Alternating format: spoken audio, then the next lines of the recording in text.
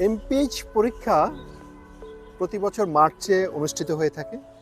সেটা এমফিল ডিপ্লোমার পাশাপাশি পরীক্ষাটি হয়ে থাকে। একজন ক্যান্ডিডেট চাইলে এমপিএইচ পরীক্ষা যেমন দিতে পারেন এবং আলাদাভাবে ফর্ম ফিল আপ করে আপনি এমফিল ডিপ্লোমার পরীক্ষাটা কিন্তু দিতে পারেন।